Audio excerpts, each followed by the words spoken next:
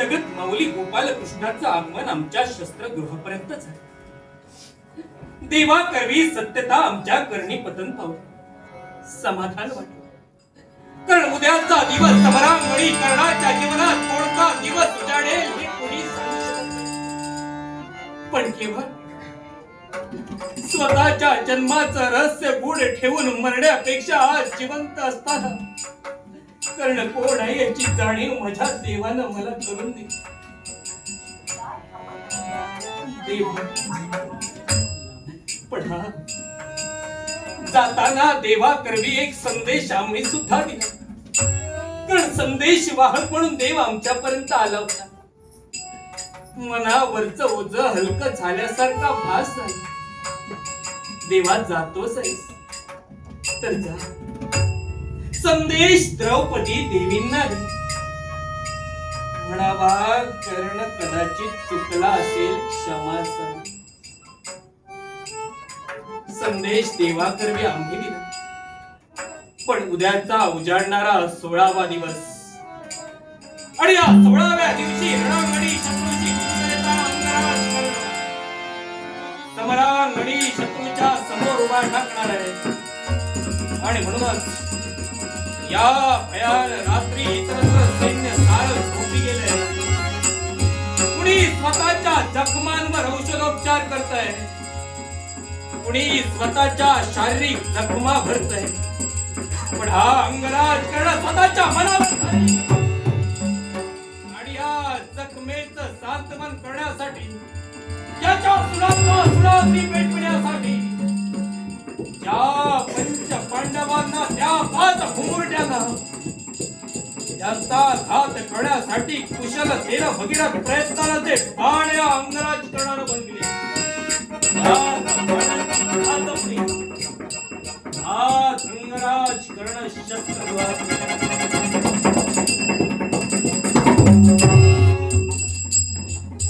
हा अंगराज कर्णाचा पहिला बाण.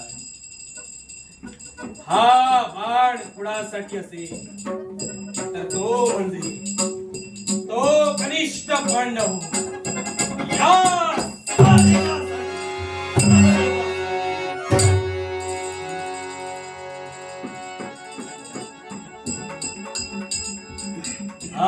दुसरा बाण. हा दुसरा बाण कुणासाठी असेल तर तो मातीचा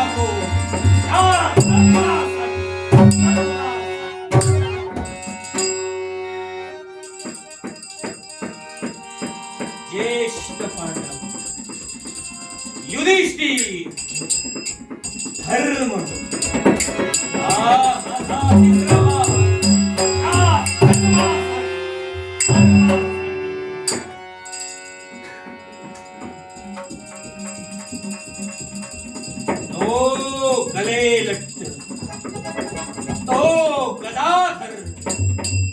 स्वतःच्या शक्ती सामर्थ्यानं वेळोवेळी क्षणोक्षणी ज्यानं कौरवांना धूळ चाकण्याचा प्रयत्न केला.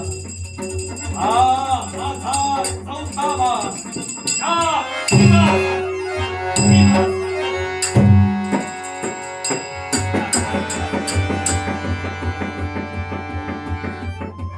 हा कर्णाचा 5वा बाण. हा बाण कुणासाठी असेल माझा खरा प्रतिस्पर्धी, माझा खरा वैरी, ज्यानं वेळोवेळी क्षणोक्षणी पदोपदी या अंगराज कर्णाची हेटाळणी अवहेलना केली. तो लांब हातांचा माऊला.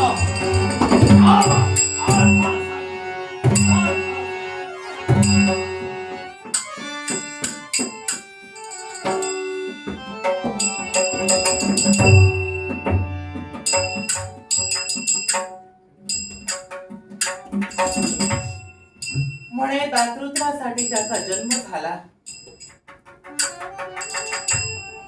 अशा अंगराज कर्णाचा जय जयकार असो. ज्याच्या दारी आलेला याचक ज्यानं कधी विनमुख माघारी घालविला नाही, अशा दानशूर कर्णाचा जय जयकार असो. शस्त्रगृहाच्या ठिकाणी अंगराज कर्ण शस्त्रांची चाचपणी करत असताना द्वारावर जय जयकाराचे शब्द.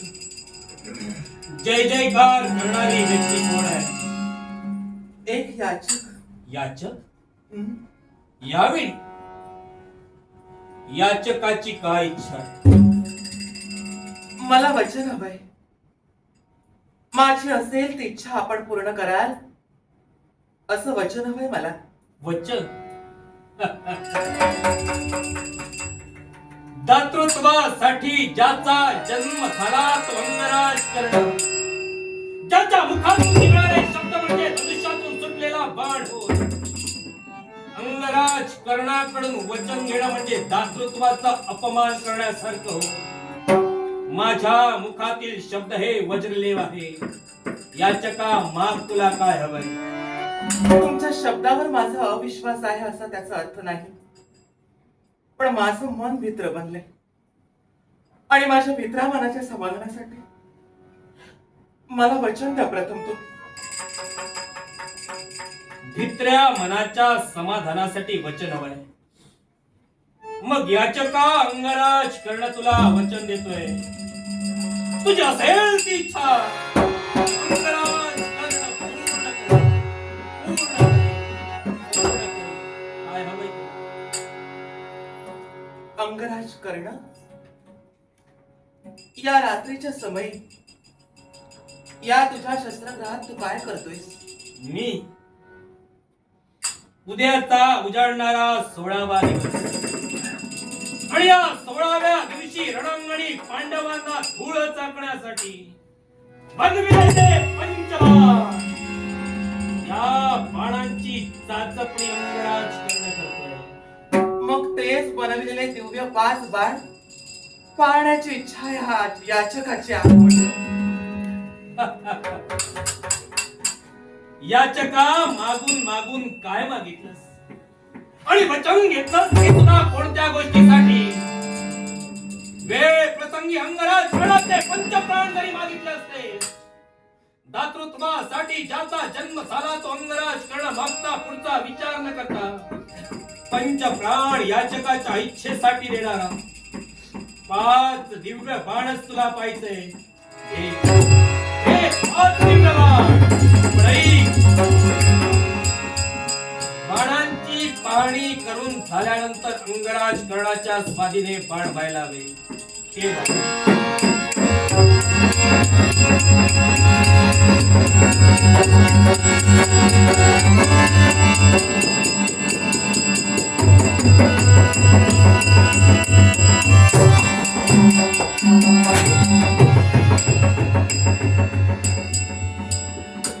अंगराज कर्ण भगीरथ प्रयत्नाला बनविलेले दिव्य 5 बाण हे तोडण्याची ताकद इतरत्र विश्वास कुणाचाही नाही. नभांचा गडगडाट हवा गडगडाट सर्वांवर यावा अशा पद्धतीने ध्वनी उमटू लागला आणि या 5ही बाणांचं छेदन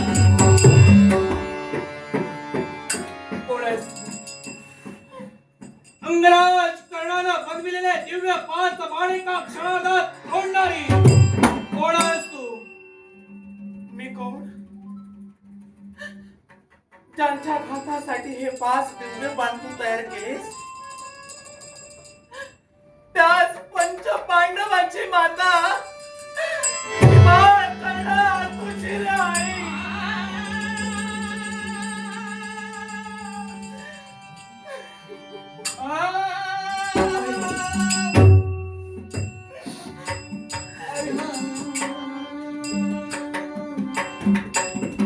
आतापर्यंत कित्येक वेळा राधा मातेनं मला आई म्हणून मी राधा मातेपर्यंत गेलो. बाळ म्हणून मला ती कवटाळण्यासाठी तत्पर सुद्धा अंधारीला गोंजारीला कौतुकानं माझ्या पाठीवर थाप सुद्धा दिली. पण जो मायेचा ओलावा ह्या बाळ शब्दात होता, आतापर्यंत राधा मातेच्या मुखातून आलेल्या शब्दात कधीच चालू. होय बाळ, तू माझा बाळ आहे. बाळ तू राधेला नाहीस. बाळ तू या कुंतीचा कौंते आहे. बाळ तू सूतपुत्री नाही, तर बाळ त्या सूर्याला आहे. दादांत खोट आहे. नक्कीच एक भाकड कथा आहे. मी तुझा पुत्र, मी राधेय नाही, मी कौंतेय आहे, मी सूतपुत्र नाही, मी सूर्यपुत्र आहे. राजमाते, मी तुझा पुत्र कसा? सांगते बाळ, हे अनपेक्षित ऐकणं ऐकून तुझ्या मनात प्रश्नांचा भडीमार थोडा रास्त आहे. पण तू माझा पुत्र कसा, हे माझ्या जीवनाचं नव्हे तर तुझ्या जन्माचं रहस्य आहे. आतापर्यंत हृदयाच्या खोल गाभाऱ्यात बंदिस्त करून ठेवलेलं हे रहस्य आज तुला सांगण्याची वेळ आलीये बाळ. म्हणूनच ऐक बाळ, मथुरा नरेश शूरसेन यांची कन्या ही पृथा, राजकर्ते कुंतीभोज आणि माझे पिता शूरसेन यांचं मित्र बंधुत्वाचं नाते संबंध होते. राजकर्ते कुंतीभोज हे अपत्यहीन होते. म्हणूनच तर माझ्या पित्याने म्हणजे राजकर्ते शूरसेन यांनी आपल्या मित्राला एक वचन दिलं होतं की माझ्या कुशिकुलात जन्माला येणारं पहिलं अपत्य मी तुझ्या स्वाधीन करेन. त्यांच्या कुशिकुलात जन्माला आलेलं पहिलं अपत्य मीच होते. मित्राला दिलेल्या वचनासाठी मागचा पुढचा विचार न करता अवघ्या 13 वर्षाच्या वयात माझ्या पित्यानं दिल्या शब्दाप्रमाणे कुंतीभोज यांच्या स्वाधीन मला केलं. एक राजकन्या म्हणून त्या राज्यात आनंदाने वावरत असताना एकाएकी महान तपस्वी दुर्वास मुनी यांचं आगमन आमच्या राज्यात झालं. त्यांना म्हणे फार मोठं अनुष्ठान करायचं होतं आणि ते अनुष्ठान मांडण्यासाठी त्यांना कुणाच्या तरी सहकार्याची गरज होती. म्हणूनच तर दुर्वास महामुनींनी राजकर्ते कुंतीभोज यांच्याजवळ मागणी केली. दुर्वास महंतांचा चटकन येणारा राग, त्याची ती कोप वृत्ती सर्वांना ज्ञात होती. म्हणूनच तर त्यांची सेवा करण्यासाठी, त्यांना सहकार्य करण्यासाठी कुणी पुढे दजेना. पण माझ्या पित्याच्या शब्दाखातर मी ते आव्हान स्वीकारलं आणि मी त्यांच्या सेवेसाठी तत्पर झाले. ठरल्याप्रमाणे दुर्वास महंत दिनी प्रतिदिनी होम हवन यज्ञ याग करायचे, आपलं अनुष्ठान मांडायचे. त्यांना त्यांच्या अनुष्ठानासाठी जी जी साधन सामग्री लागायची त्याची व्यवस्था मी करायचे. माझ्या परीने माझ्या शक्तीनं त्यांच्यासाठी जे जे करता येईल ते मी करायचे. अशाच एका वेळी ज्या मंत्र सिद्धीच्या प्राप्तीसाठी दुर्वास महंत अहोरात्र झटत होते, त्या कर्तव्याला अखेर पूर्णविराम मिळाला. दिवस तो उजाडला. दुर्वास महंतांचे परिश्रम फळास आले आणि त्याच दिव्य मंत्र सिद्धीची प्राप्ती दुर्वास महंतांना झाली. दुर्वास महंत आनंदी झाले. आनंदानं हर्षभरीत वदनानं दुर्वास महामुनींनी मला बोलावलं. बाळ, पाहिलं जे अनुष्ठान मी मांडलेलं होतं त्या अनुष्ठानात मला यश मिळालंय. या अनुष्ठानाची फलश्रुती झाली, पण कुणामुळं? बाळ, तुझ्यामुळं. तू जर कार्य तत्परतेनं निष्ठेनं जर माझी सेवा केली नसतीस तर हे कदाचित असं घडलं नसतं. म्हणूनच तर पोरी, तुझ्यावर मी प्रसन्न आहे. माग, तुला काय हवं ते माग. मी म्हणाले, महंत, तुमच्यासारख्या थोरा मोठ्यांचा आशीर्वाद हेच माझ्याकडे सर्वस्व आहे. मला अन्य काही नको. पण त्यावर दुर्वास महामुनी म्हणाले, नाही बा, तू जर सहजतेनं मागत नसशील तर मी तुझ्या परिश्रमांचं फळ नक्कीच तुला देणार आहे. ज्या मंत्रसिद्धीची प्राप्ती मी करून घेतली ना, तेच हे दिव्य 5 मंत्रमाळ मी तुला स्वाधीन करतो. मी म्हणाले, या दिव्य मंत्राची मला काय गरज? ते म्हणू लागले, पोरी, हे दिव्य मंत्र कोणी सर्वसामान्य नाही. या एका मंत्राच्या उच्चारानं प्रत्यक्ष कोणत्याही देवाचं स्मरण केल्यानंतर ती प्रत्येक देवता आपल्या शक्ती सामर्थ्यासहित तुझ्या समोर उभी ठाकेल. त्या प्रत्येक देवतेसमोर आपली इच्छा प्रकट करून तू तुझं मनोरथ पूर्ण करू शकशील. एवढंच कशाला, तर त्या देवतेपासून तुला पुत्र संतती सुद्धा प्राप्त होईल. भविष्यासाठी, तुझ्या येणाऱ्या भविष्यासाठी या मंत्रांचा नक्कीच तुला उपयोग होईल. असं म्हणून ते मंत्र माझ्या स्वाधीन करून दुर्वास महंत आनंदानं आपल्या स्वस्थानी परतले. असेच काही दिवस गेले. मी ऋतुमती झाले. ऋतुस्नानाच्या 3ऱ्या दिवशी स्नानादी कर्म आटपून मी माझ्या सज्जावर प्रातःकाली उभे होते. उगवणाऱ्या त्या सूर्य नारायणाचं तेज पाहत होते. सूर्याचं ते बिंब, त्याच्याजवळ माझं मन वेध घेऊ लागलं. सूर्याच्या त्या किरणांनी मी अक्षरशः न्हाऊन गेले. सूर्य नारायणाचं ते तेजोमय स्वरूप पाहिल्यानंतर त्या स्वरूपात मी एवढी दडून गेले की एकाएकी दुर्वास महामुनींनी दिलेल्या मंत्राचं उच्चारण केव्हा माझ्या मुखावट होऊ लागलं माझं मलाच कळलं नाही. मी त्या मंत्राचं उच्चारण करताच एकाएकी क्षणाच्या निमिषार्धात धगधगत्या अग्नीच्या ज्वालेप्रमाणे एक दिव्य पुरुष माझ्या नेत्रासमोर उभा राहिला. सुवर्णमय त्याची कांती, त्याच्या नेत्रात दिसणारं ते तेज, त्यांचं ते दैदिप्यमान स्वरूप पाहिल्यानंतर मी नतमस्तक झाले. ती देवता बोलू लागली, कुंती, तू मला पाचारण केलंस आणि मी आलोय. तेव्हा माग, तुला काय हवं असेल ते माग. तुझ्या मनातली इच्छा मी पूर्ण करणार आहे. तेव्हा कसलाच विचार करू नकोस. ये, माझ्या बाहुपाशात ये, माझ्या बाहुपाशात ये. फक्त नाही, मी हे नाही करू शकत. अगदी सहजच दुर्वास मुनींनी दिलेल्या त्या मंत्राची प्रचिती घेण्यासाठी म्हणूनच माझ्या मुखातून ते उच्चारण झालं असावं आणि म्हणूनच तर तुम्ही इथं आला. पण माझ्या मनात कसली इच्छा नाही. तुमचं दर्शन झालं हेच माझ्यासाठी खूप आहे.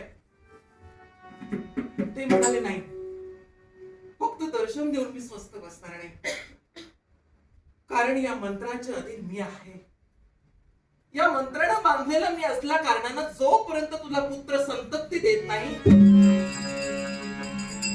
तोपर्यंत मी माघारी जाऊ शकत नाही. म्हटलं नको, नाही, मला हे नकोय. माझं कौमार्य मला भंग नाही करायचे. तेव्हा तुमच्या म्हणण्याप्रमाणे मी नाही करू शकत. तेव्हा ते म्हणाले, पोरी, जर तू मला पुनश्च माघारी पाठवलंस आणि मी जर असाच माघारी गेलो तर दुर्वास महंतांचा अपमान होईल. अपमानित झालेले दुर्वास महंत मला शाप देतील. त्या शापाला तूही बळी पडशील. तेव्हा असा विचार करू नकोस. ये, माझ्या जवळ ये. असं म्हणता म्हणता त्या देवतेने एकाएकी माझा हात आपल्या हाती घेतला. एखादी वीज संचारावे तसंच काहीसं माझं झालं. आणि मी नको नको म्हणत असताना सुद्धा केव्हा त्या देवतेच्या बाहुपाशात गेले मात्र.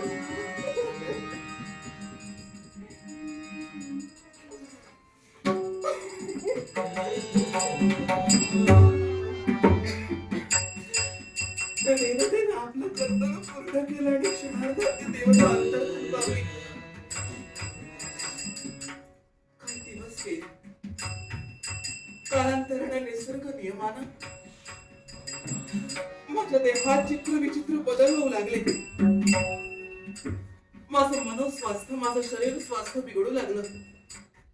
अनपेक्षित अशी लक्षणं माझ्या भोवती दिसू लागली. माझं काय होतं हे माझं मलाच कळेना.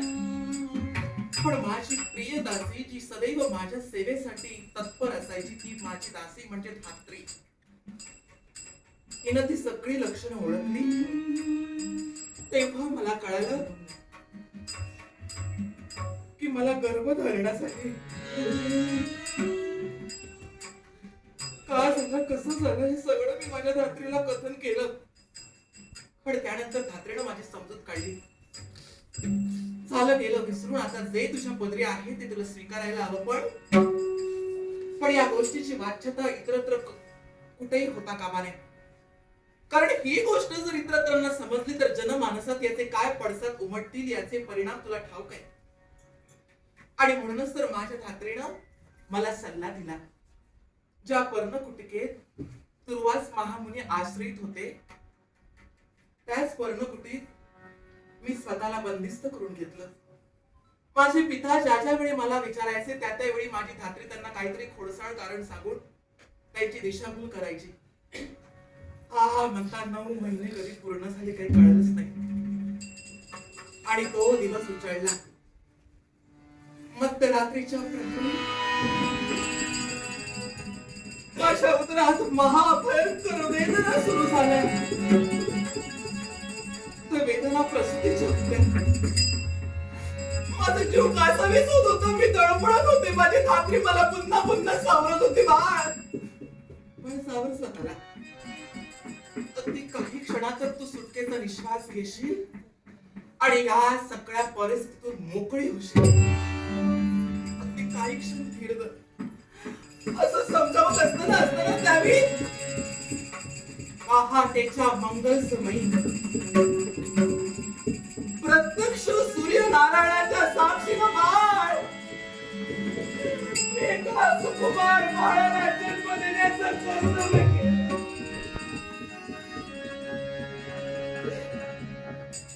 मूळच्या अवस्थेतून ज्यावेळी मला जागृती आली त्यावेळी माझ्या कुशीत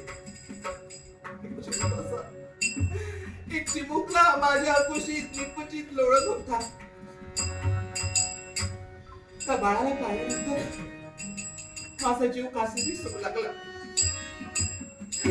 जन्मतःच त्याच्या देहावर असणारी कवच आणि कुंडला पाहून माझं मन त्याच्याजवळ वेध घेऊ लागलं. माझ्या हाडावर गोळा होता तो. माझ्या पोटचा पोर होता तो. त्याला मायेनं हृदयाशी कवटाळलं. तोच माया ममतेचा पान मला फुटला. म्हणतात ना 2 मऊ लुसलुशीत ओठ जोपर्यंत मातेचं स्तनपान करत नाही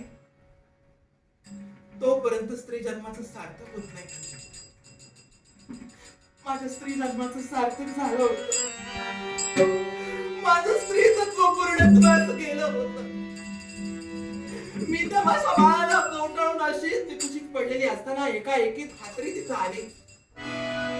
तिनं माझ्या कुशीतून माझ्या बाहूपाशातून माझ्या बाळाला हिसकावून घेतलं आणि काही न सांगता धावत पळत पुढच्या कोठ्यात निघून गेली. मी तिच्या मागोमाग गेले. मी सुद्धा धावत पळत तिच्यापर्यंत गेले. म्हटलं थांब, काय करतेस तू धात्री? माझा बाळ कुठे नेतेस तू? माझ्या बाळाला दूर नेऊ नकोस. माझ्या बाळाला मध्ये माझ्या बाळाला माझी गरज आहे. असंख्य प्रश्नांचा बडीमार करून सुद्धा धात्री ऐकली नाही. माझ्या प्रश्नाला उत्तर दिले नाही. अखेर पळता पळता धात्री अश्व नदीपर्यंत जाऊन पोहोचली. त्या अश्व नदीच्या किनाऱ्यावर एक सजाविलेला संदूक होता. मी तिला विचारलं, तू काय करतेस? तेव्हा माझी धात्री उत्तरली, मायेनं मायातीत होऊ नकोस. झालेल्या गोष्टी जर जनमानसात कळाल्या तर तुझ्या पित्याची तुझी निंदा नालायकी होईल. जनमानसात त्याचे विचित्र परिणाम भोगायला तुला मिळतील. तुझ्या पित्याला जिवंतपणे अग्निकाष्ठ भक्षण करण्याची वेळ येईल. एखाद्या कुमारिकेला आपल्या जोडीदाराच्या सहवासाशिवाय झालेलं अपत्य म्हणजे आज समाजात एक महाभयंकर पाप मानलं जातं. त्या पापाची जाणीव मला माझ्या धात्रीनं करून दिली. आता या बाळाचा तुला त्याग करायला हवा. असं म्हणता क्षणी माझ्या बाळाचं चित्त झालं. माझं काळीच करपू लागलं. माझं काळीच करपू लागलं. त्या माझ्या हाडा मांसाच्या गोळ्याला मी जन्म दिला. आता क्षणार्धात त्याचा त्याग मला करावा लागला. मी रात्री जवळ हात जोडले, पदर बंधले आणि विनवणी. हे धात्री, तू जे करतेस ते माझ्या भविष्याच्या दृष्टीने योग्य आहे. पण एक छोटीशी माझी इच्छा पूर्ण करू दे. या माझ्या सुकुमार बाळाला, या माझ्या हाडा मांसाच्या गोळ्याला पुन्हा कधी पाहीन की नाही माहित मला. एकदा, फक्त एकदा या माझ्या बाळाला मला माझ्या बाहुपासून घेऊन एकदा त्याच्या गालाचं गोड चुंबन मला घेऊ दे. माझ्या डोळ्यात त्या माझ्या बाळाचं रूप मला साठवते. कुमारिका असली तरी माता होते. मातेचं मन तिला सुद्धा ओळखलं. माझा बाळ माझ्या स्वाधीन केला. माझ्या बाळाला मी माझ्या हातात घेतलं. किती ते निरागस बाळ होत. पुढच्या क्षणात त्याच्या बाबतीत काय घडेल हे त्याला ज्ञात सुद्धा नव्हतं. पण तरी सुद्धा माझ्याजवळ पाहून ते माझं बाळ हातवर करत होतं. गोड स्मित हास्याने मला खुणावत होतं. कदाचित माझ्या मनातील दुःखाची जाणीव त्याला झाली असावी आणि म्हणूनच तर आनंदाचा गोड निरोप म्हणून तो स्मित असं करत असावा. तर माझ्या इवलुष्यात चांदोल्याचं गोड चुंबन घेतलं. माझ्या हृदयाशी त्याला घट्ट कवटाळलं. तर माझ्या पोराचं स्वरूप माझ्या डोळ्यात साठवलं. माझ्या हृदयाच्या गाभाऱ्यात त्याची ती सुकुमार मूर्ती कोरून ठेवली आणि दिला माझा बाळ माझ्या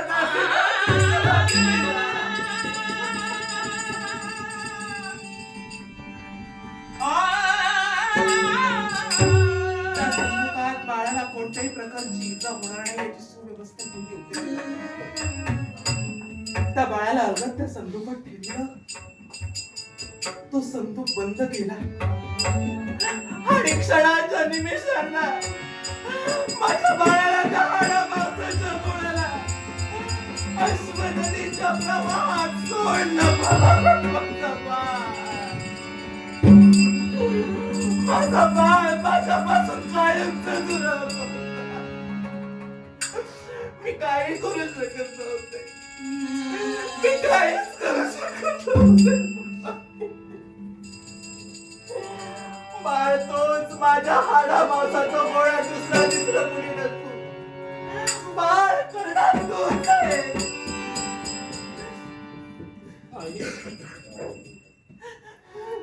आई म्हणे आई. त्यावेळी झालेल्या हृदयाच्या चटक्यांच्या वेदना तुला आता होऊ लागल्यात का? अवकाशी फिरणारा गिधाड पक्षी आपल्यावर झेप घेणार हे ज्ञात असून सुद्धा जी पक्षिणी त्याच्या भक्ष्यस्थानी स्वतः पडते पण स्वतःच्या पिल्लांना स्वतःच्या पंखाखाली घेते. कृमी कीटक काय कमी पिल्ल प्रस्तावतात. तर विश्वावर भरकटणारी शिवाला काय कमी पिल्ल प्रस्तावते का? पण मानगतीचा मुकुट मात्र मानवाच्या स्त्रीला दिला आणि तीच माता केवळ विश्वात निंदा नालस्ती होऊ नये स्वतःची प्रतिष्ठा स्वतःचा मान सन्मान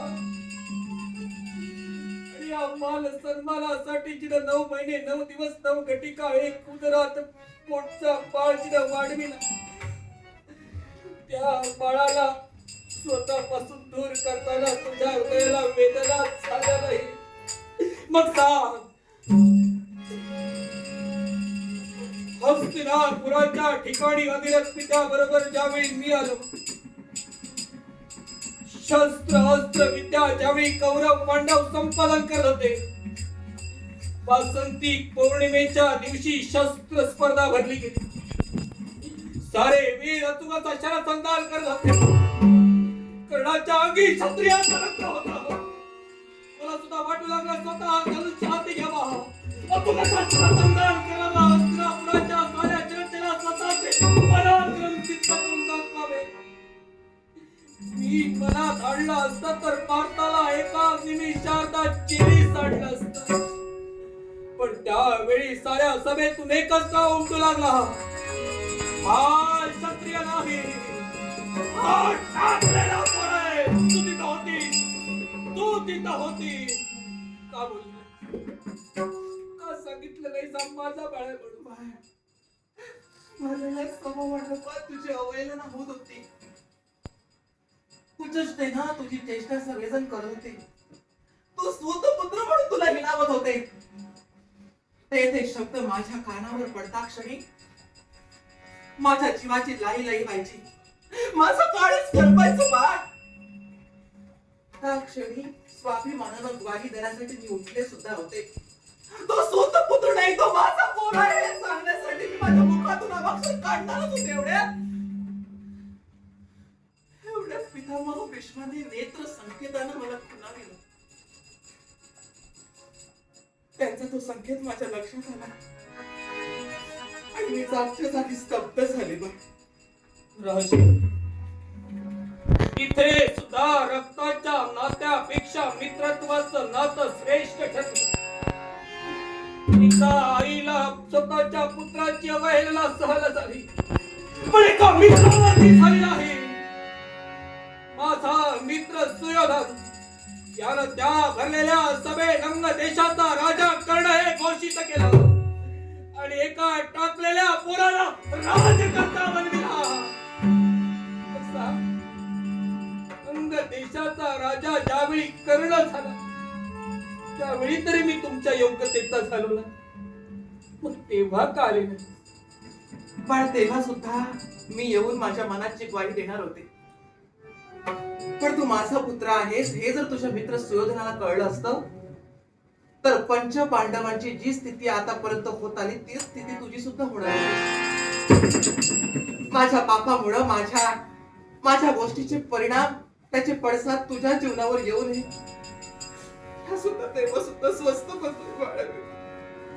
ज्या वेळी मी तुझा पुत्र आहे ठाव पडून विश्वाला सांगण्याची वेळ आली त्यावेळी मान प्रतिष्ठा मर्यादा या साऱ्या गोष्टींचं जर का जाळं तुझ्या समोर आलं तर सांग आजच तुला काय यावंसं वाटलं?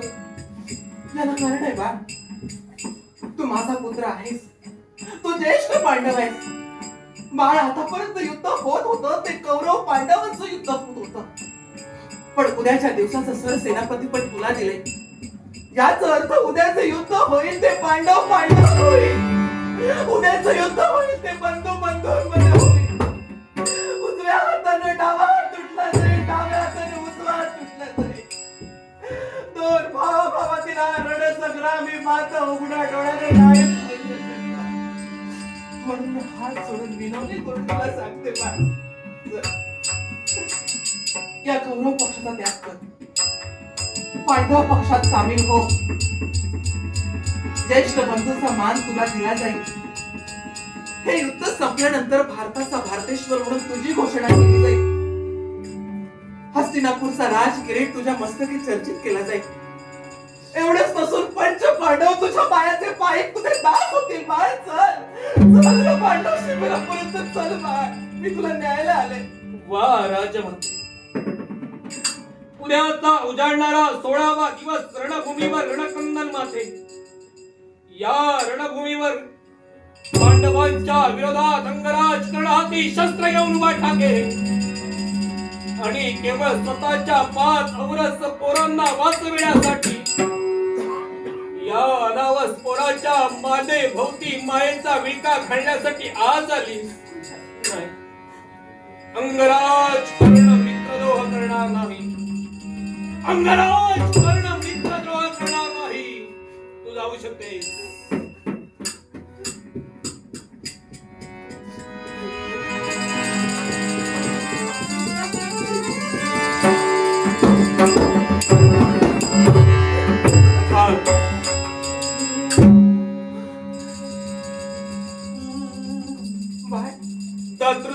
माझ्यासाठी ज्या अंगराजकरणाचा जन्म झाला, वेळ प्रसंगी ज्याने एका ब्राह्मणाला स्वतःची कवच आणि कुंडल दान दिली, या अंगराजकरणाच्या द्वारावर आलेला या जग आतापर्यंत केव्हाही विनमुख गेला नाही. आणि म्हणून राजमाते मा, तुला काय हवं ते माग. मग लवकरात लवकर हा. सांगा. मी पक्ष सोडा ही इच्छा सोडून द्या. असं जर असेल तर उद्याच्या रणसंग्रामात माझे 5 पुत्र मला हवे.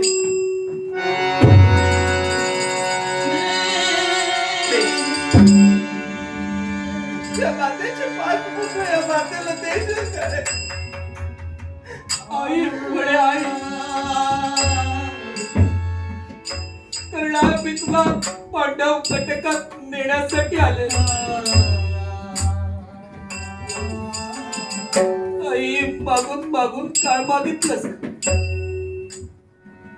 उद्याच्या समरभूमीवर माझे 5 मला हवे. म्हणजे तू अजूनही तुझ्या एकाला विसरते. दिले तुझे 5 तुला दिले कसे द्याई? उद्या समरांगणी 16व्या दिवशी युद्ध होणार. हे कर्ण नकुल नाही, कर्ण सहदेव नाही, कर्ण भीम नाही, कर्ण युधिष्ठिर नाही. समरांगणी युद्ध होणार ते कर्ण आणि अर्जुनांचं युद्ध होणार. या युद्धात जर का धनुधरी पाठ जर का मृत्युमुखी पडला असेल तर हा कर्ण धरून तुझे 5 तुला दिले.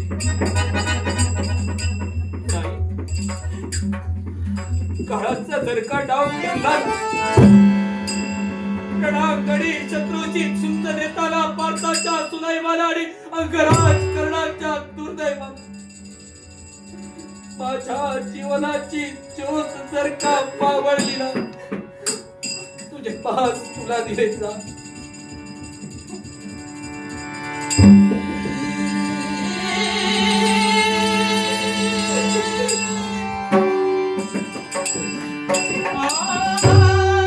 आई,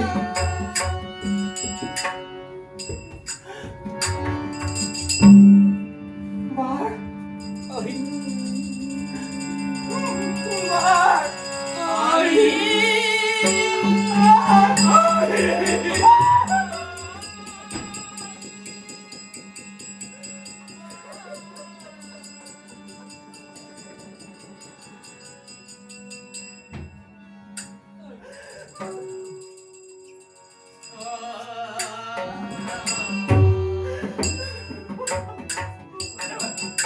आतापर्यंत आईची माया, आईची ममता अंगराजकरणाला केव्हाच मिळाली नाही. राधा मातेला कमळायला पण मायेचा ओला भाच्या मातेच्या मिठीत मिळाला. हा केव्हाही मिळाला नव्हता. आई माझी इच्छा पूर्ण करशील? कोणती इच्छा बाळ? सांग बाळ, कोणती इच्छा आहे तुझी? सांग. तुझ्या 5 पोरांना अंधार तला गोंजार तला या अंगराजकरणाला स्वतःच्या डोळ्यांनी पाहिलं तेव्हा 5 पोरांसाठी तू अंगाई म्हटलीस. या टाकलेल्या पोरांसाठी एखाद्या अंगाई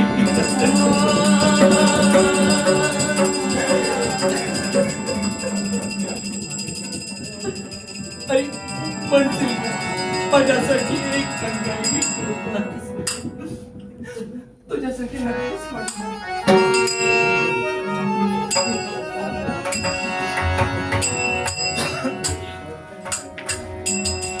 ये माझ्या राजा, ये माझ्या राजा.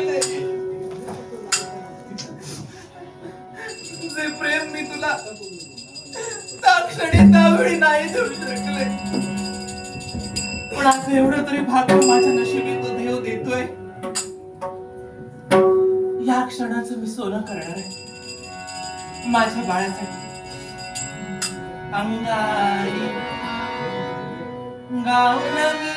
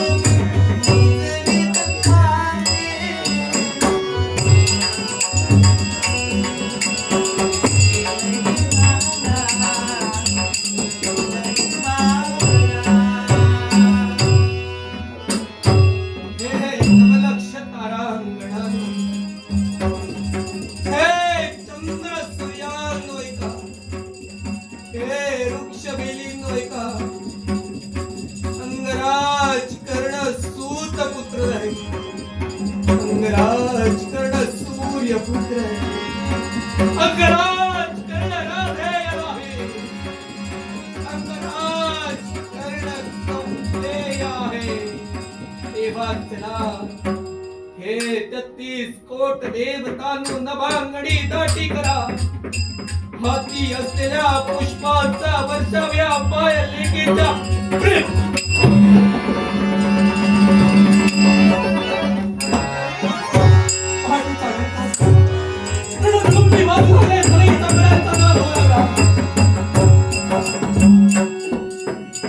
कर्णाच्या शस्त्रगृहात जर का तुला कुणी पाहिलं असेल